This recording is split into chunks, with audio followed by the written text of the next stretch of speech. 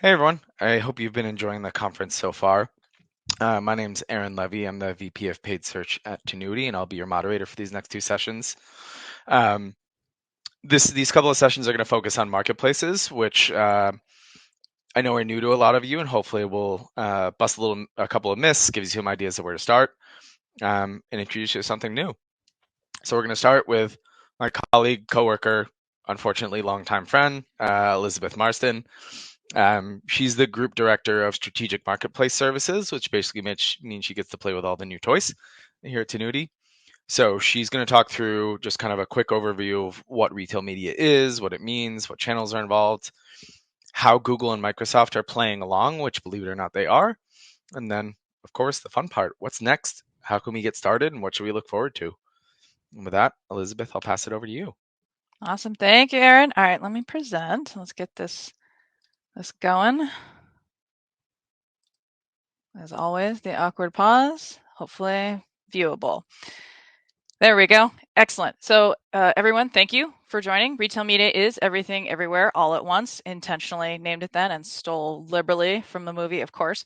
What I want to do today is from a topic perspective is it's really what retail media is today as for a paid search marketer. So first, of course, I work at Tenuity. That lets me do all the things. We're one of the largest independent agencies in the United States. Largest independent means that no, marketing communications did not edit the content of this deck. So technically, I think I'm liable for whatever is in there. So we are big, we're happy, and we have a lot of divisions. And so that green one there is commerce, what I'm in today. So whether or not you call it retail media, you call it commerce, unified commerce, connected commerce, I don't know. We haven't really settled on a name yet. Marketplaces, emerging marketplaces, that's us, and that's where I'm firmly ensconced. My history is actually in paid search though. So I did start in Google and Microsoft and some Yahoo, and heck yeah, I did try some Ezang and Redz way back in the day.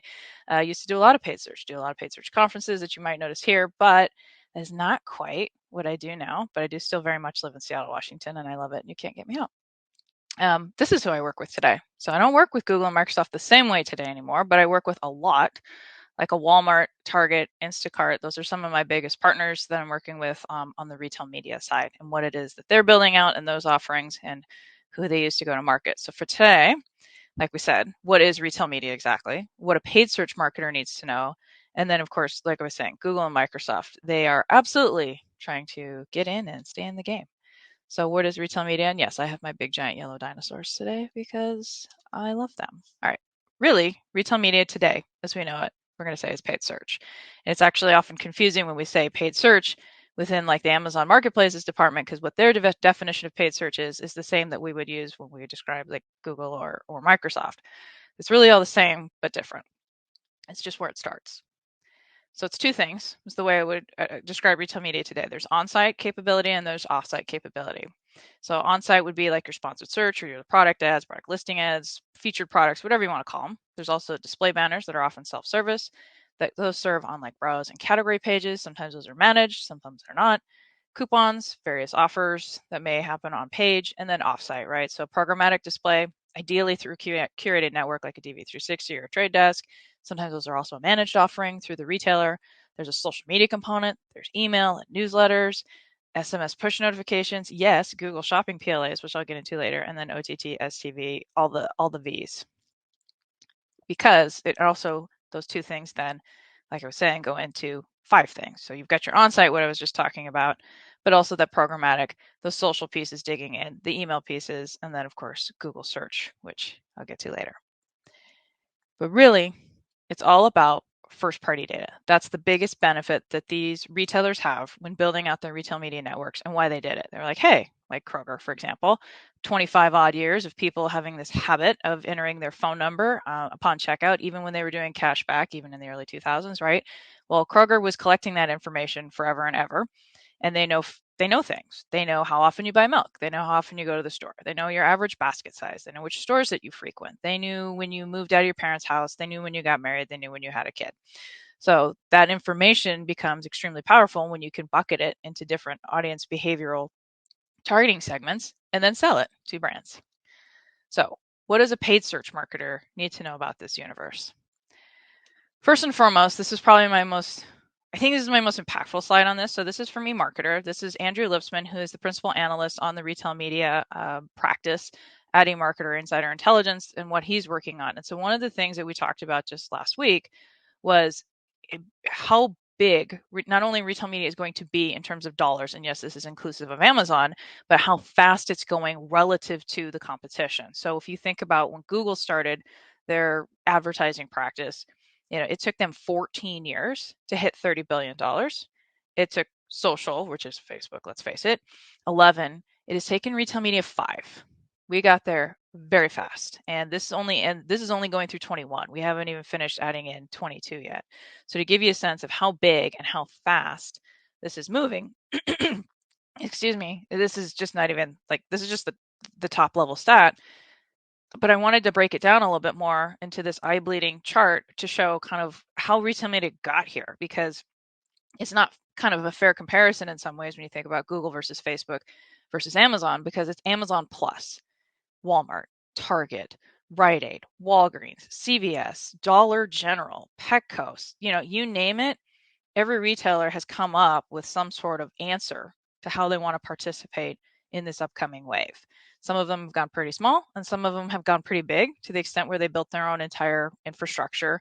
They built their own mini Google, essentially, in order to house and serve to brands different advertising types.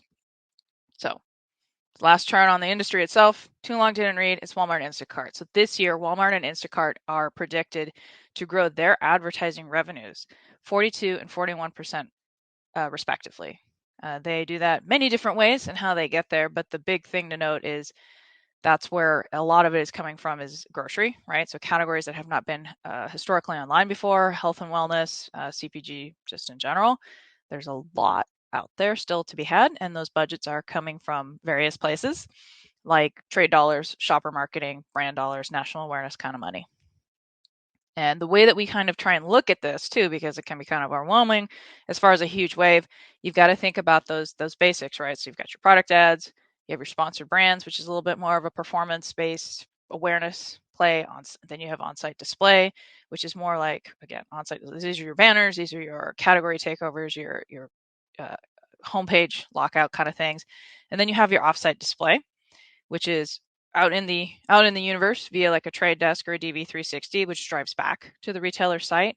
And then last but not least, probably the largest piece of the wave that is yet to really hit is in-store. And that is the part that I really want to leave you with from a PPC marketer perspective, is to understand and to think about how big the in-store wave is going to be when it hits. You have to remember, some of these retailers never really were digital before, and they're still not really. They put everything online, but you still physically probably transact in store. So there's some, like, think about like a CVS or Walgreens. Do you really buy online and then have it shipped to you, or you buy online and go in store? It's like 98, 99% of their sales are still in store. Walmart is still between 85 and 90%. So think about if you were to take that and then digitize that in store from an advertising perspective, like the amount of physical space and capability that opens up from an advertising dollars and budget place. So we're not just talking about like the TV walls in Walmart either. We're talking about in between shelves, end caps, checkout screens, all that kind of stuff. So it's coming. All right, I want to dive in really quick, kind of high level, across the big three. So Walmart, Target, and Instacart. So from a paid search perspective, what you might actually care about. So again, with Walmart, current landscape is going to be huge. Biggest difference, them 4,700 stores. I mean, they just are everywhere, and they're huge, cross category, general merchandise, CPG, you name it, they got it. But their advertising types, this is just like a high level overview. The biggest thing to note about them is they built their own system. So they built their own ad serving system within Walmart.com, and then they partnered with the trade desk to create a specific instance of the trade desk in which to serve offsite, package up their 1P audiences to serve offsite to bring them back to Walmart.com. So sponsored products on Amazon, pretty straightforward. I mean, on Walmart, I knew that. Amazon, I didn't cover today. Go on Walmart.com, perform a search. There it is in the SERP. Pretty cheap as far as like a bids perspective, and then they have a lot of different placements within the SERPs and on the different category pages, carousels, you name it. Like I was saying, there's 2 different ways to do it. There's automatic, and then there's the manual, and then some of those placements actually are different depending on the targeting type. And then you've also got sponsored brands. So these are the bigger banner kind of pictures across the top. So you get a logo and you get 3 SKUs that you get to place in there. And it's a little bit nicer because it is a search-based function, but it shows up at the top of the page. Then, like I was saying, you've got the self-serve offsite display, Walmart's DSP. That is with the trade desk. So that's where you go to Walmart and the trade desk and you say, hey, I want to target these groups or help me find these folks. And they package up that deal ID for you, and you're going to go ahead and execute through the trade desk and drive it back to walmart.com. And yes, you do get at certain price points closed loop reporting to find out what somebody saw online and then what they bought in store and whether or not that was the item they actually bought or if you got a halo. Then you also have on-site display self-service. So there's a few different ways to do this. It's a banner. You're going to put in certain targeting capabilities, build that campaign again through the Walmart UI, and off you go. This is actually pretty fast. And then I'm going to, like I said, I'm just going to blaze through these, make sure that we get through them all. Instacart. And you can always hit me with questions on the end, and you can always hit me at the end with up on LinkedIn. And I do include at the very end a QR code if you want to get your phones out for that and scan it, and you'll be able to see like my big list of like I think I got like 12 links on there, as far as everything from like podcasts to newsletters to posts that I recommend in order to get up to speed on retail media. So Instacart, they are bigger than you think they are, and they're not just CPG. So they hit grocery stores. They also hit like they're integrated with like Best Buy and Bed Bath and Beyond and Ulta. So if you want to buy it online and have it brought to you, you pretty much can have anything brought to you. And they have actual closed loop reporting, very tight because everything is transacted online. So they are able to actually, while it is showing you an in-store inventory, it is a fully online transaction. So they have sponsored products. So they think they used to call them featured products. I think they find they just changed the name. But it is essential for lower funnel traffic. This is one of the most powerful things about Instacart sponsored products to remember is it is like a triple opted in experience. Someone has to open the Instacart app. They have to enter geography because otherwise Instacart doesn't know which stores to show them. Then it shows them the stores, or as they call it, the marketplace. You choose a store, then you begin your trip. Usually when someone has gone to that many levels or that many steps and then performs a search, they're pretty much going to buy from Instacart. So you've already captured them at the lowest part of the funnel that you possibly can. So this is harvesting a lot of the existing demand. And those first 2 rows on Instacart are key real estate. They also have what's called targeted display. So you can showcase a product and then bring it back to, like, say, a brand store, which are free. They have brand store pages that you can set up and drive traffic to and showcase all your products. They also have the capability to do these display audiences within that experience. So you can target folks that are like new to Instacart. You can target folks in these different interactions that they've had on Instacart and previous purchase behaviors. And these are all out of the box options. These are just literally check boxes that you can add to your targeting capabilities when it comes to Instacart. They made it really easy. It's like a bunch of ex-Amazon and Google people went to work there, and they've done this before. Shoppable display, this is a big one too. So brand experience with add to cart functionality. This is super fun, honestly. So from a you can do a lot with, like, say video. You can do a lot with interactive. You can do a lot with coupons, buy one get one. I mean, there's a lot of capability within the Instacart universe in terms of how you can target and how you can interact, and really key, how you can build the basket or get the folks or get that shopper not only to convert, but also to convert like 2 or 3 times. And then video, like I was mentioning. This is a newer feature that came out, I think, last summer, but it came out with a pretty, what do I say, robust offering in terms of like stability and how it works and interaction. And again, you've got somebody who entered the Instacart universe in a very specific reason. They started a cart, they open the app, they choose a store. You've already got them pretty far in. So it's a good place also that folks do seasonal opportunities, recipes, kind of capture the imagination in terms of getting that shopper inspired and building out that cart. And like I was mentioning, brand pages. These are actually free. These are awesome. It's a template.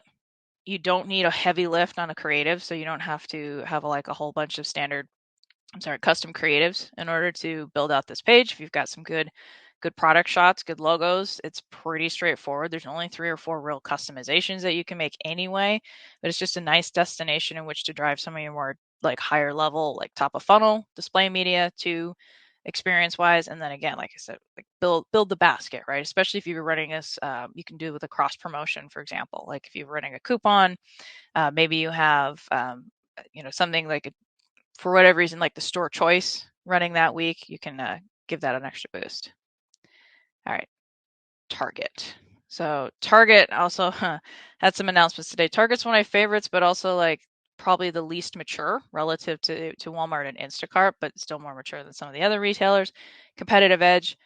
I mean, they have 1,800 stores. They don't have nearly as many stores or service as many as like Instacart does, but they have an incredibly strong loyalty program with Target Circle. A retailer's ability to do the targeting is based, outside of the search capabilities, is based on their ability to collect that first party data and categorize it and organize it in a way which is actionable for you, monetization for them. So some are better than others at collecting that information and bucketing it. Target is excellent. They also have 90%, if you didn't know, 90% of their online orders are actually fulfilled from store. So they have a really strong capability in understanding from an inventory perspective where things are. And that's why you're going to like this next piece when I get to it. And they also have a third-party marketplace. It's very, very highly curated. It helps them bridge gap assortments. So for example, sporting equipment, right? When you go into a Target store, you might not see like a massive array of baseball bats. If you would like additional baseball bats, or maybe they don't carry like batting gloves, you would go on target.com and you would find the Marketplace Plus sellers on there like Mizuno. So you could buy that baseball glove or that batting glove, have it delivered to you, and let's say it doesn't fit, you can return it in store. All right, so Target product ads. These are TPAs, as they like to call them. This runs through what's called an SSP or sell-side provider. So they contract with both Criteo and Citrus ads. You could use either one of those platforms in which to get products live or product ads live on target.com. So these are only appear in search. There are no budget minimums, which is kind of nice. And again, very self-service, just depending on if you use a Criteo or Citrus ad. Display advertising, and I'll take a second there to explain the difference between what target.com and Roundel is. So Roundel is the media group inside of Target that runs the retail media network. So when you think about the Marketplace Plus program, that's run by a different group. Roundel runs and owns all of the advertising within that. That's on-site, off-site, social, Google, whatever it is. You would book through them or work through them in order to be able to access most of this, except for Target product ads, which you can go direct through Criteo or Citrus. But you do, for those, have to be in the store, right? So there does have to be a product page for it to drive to, be in the store or online. So you've got to have a place to drive to. These are premium display units. So these are the kinds of things on target.com, like on the homepage, on the app. I will say they're pretty spendy from a reservation perspective, and they usually run about 4 to 6 weeks, depending on what you're up to. You can also do something what's called like a multi-vendor, where you partner with like 2 other brands. Roundel does the matchmaking, but that's it.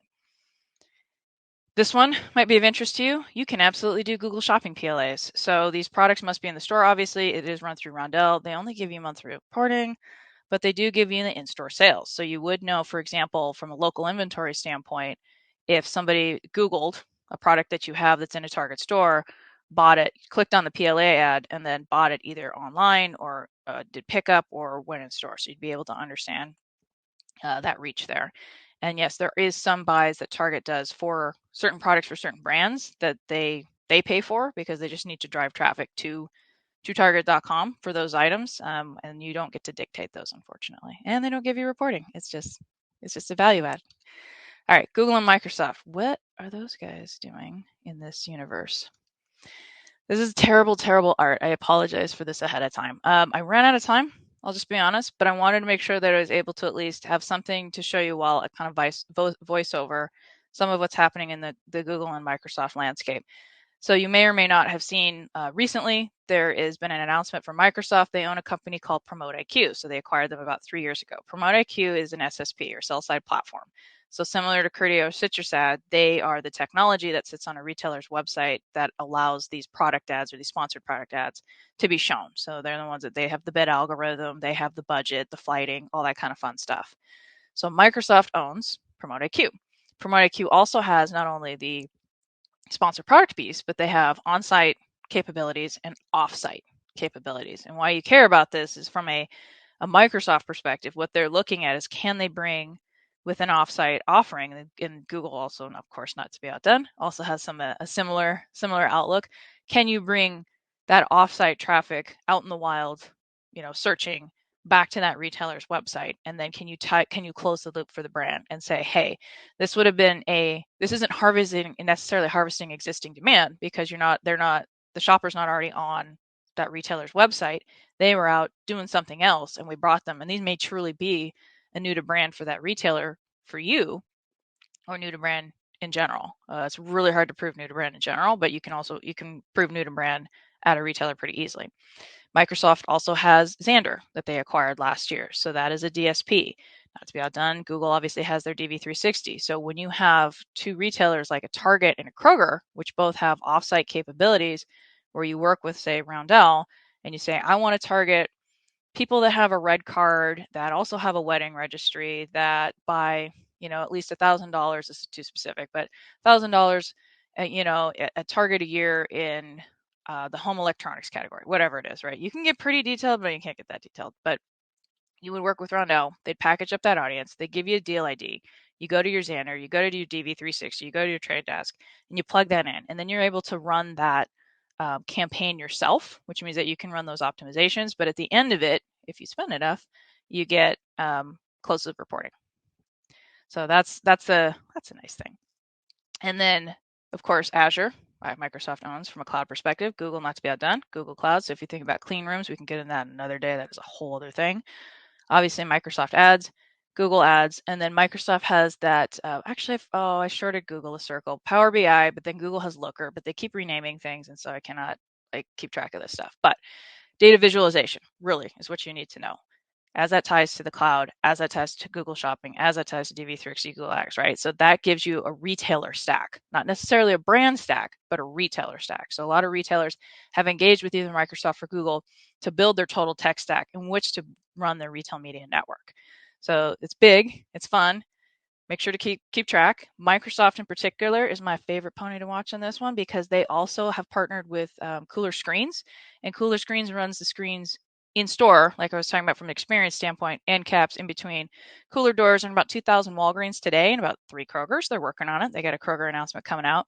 But if you want to fully understand 360 brand level CPG kind of disruption, Microsoft's my one to watch. And last but not least, of course, key takeaways. Lots of options. Oh my God, but they're all similar. There's threads that you can find. There's threads. They're all the same. It's still jumbled. We're still working on it. Again, stores, stores, and stores. If you haven't thought about stores before, you really should. And watch that intersection of Google and Microsoft and retail media overlap. Because as you might have remembered or recaught in that one of those, I think slide 3 at the beginning, Google's predicting only to grow 2.9% in ad revenues this year versus like Walmart and Instacart. Now, to be fair, they're growing from 0 and 10 and, over year. It's not really contextually fair, but you have to kind of admire where we're headed. And last but not least, as I promised, I'm going to throw this up here. Resources. You can definitely connect with me on LinkedIn. I'll answer all your questions. I will also be here at the Q&A after Robin goes. She's going to talk all about the Amazons. And my big list of articles here, curated just for you. One of these is a recent interview, a podcast with the CPG guys with Sean McGahey from Google, who is the head of retail media. So if you're really curious on what Google is trying to build out, there's one in there. There's also the press release for Microsoft, and then a whole big bunch of articles that I highly recommend, including my Adweek article on retailer first-party data. So if you really want to understand what that was all about, I recommend it. And I think I got this within a minute or so. Within time? You did. You are on the nose. You are a pro. Okay. And because I can't do this without making fun of you, how many of that big list of articles has quotes by you? 2, I think, or just 1. I wrote 1, and then the rest I promise I tried to spread it out. There is a search engine land article that someone on my team wrote, Stuart Clay, on Walmart advertising from A to Z. It's a good primer. I recommend it if you're really curious about Walmart. Joshing aside, you should connect with Elizabeth on LinkedIn anyway. But if you are interested in the most emerging marketplaces, brands will call Elizabeth to ask them what they should do. So she will usually have first mover advantage and will get quoted in a lot of articles that, and this pains me to say, are usually very valuable, and she has very smart things to say. Thank you. And you weren't paid to say that, right? Not yet. I hope you will soon. Thank you.